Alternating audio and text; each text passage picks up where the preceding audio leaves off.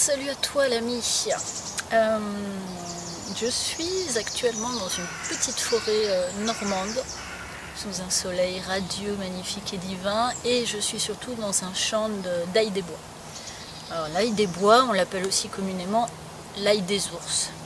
Déjà pourquoi l'ail des ours? Tout simplement parce que les ours, quand ils sortaient de l'hivernage, ils avaient tout simplement besoin de se purger, d'éliminer ce qui restait au fond de leurs intestins, estomac, tout ça.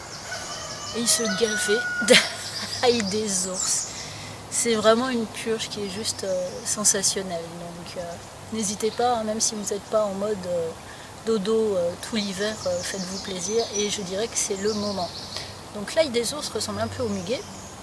Par contre, on ne risque pas de confondre, hein, dû à son parfum exaltant d'ail, on ne peut vraiment pas se tromper. Hein, en plus, l'été, ça vous fait des petites fleurs blanches en forme de pompon.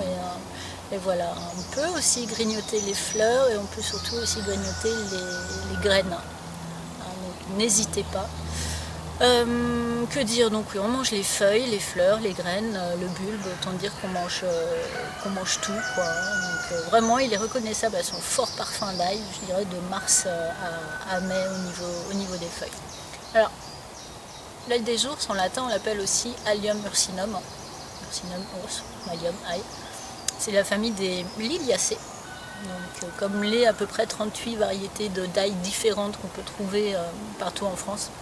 Alors, on a tendance à le manger de préférence cru, hein, ça passe un petit peu mieux. On évite quand même de trop en consommer si jamais on a des petits problèmes sanguins, parce que ça a tendance à activer la circulation du sang.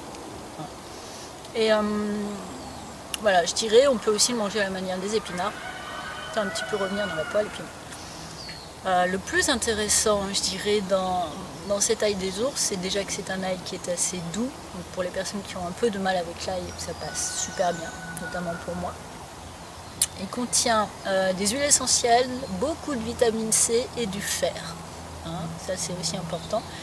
Et je dirais, ses vertus médicinales, c'est l'antibiotique parfait, c'est un antifongique, c'est un fluidifiant sanguin, c'est un antitoussif.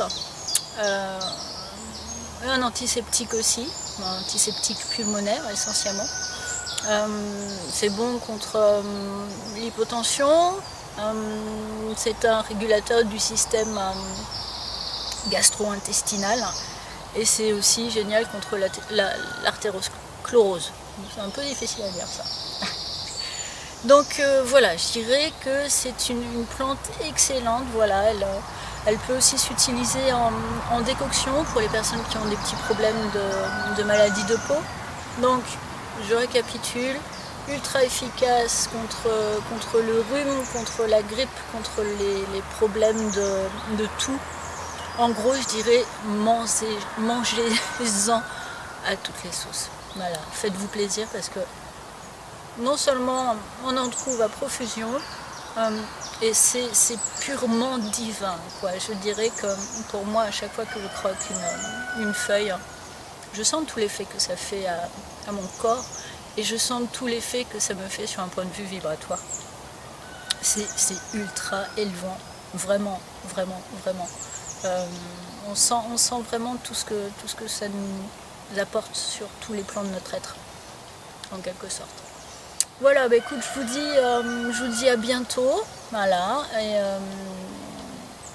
en espérant que le soleil reste là. Et puis bon, on se donne déjà rendez-vous sur le groupe Green Libera et le blog qui est en construction. Et voilà, n'oubliez pas, allez, sortez, prenez l'air, faites-vous plaisir. Et surtout, n'oubliez pas que la vie est belle. Ciao!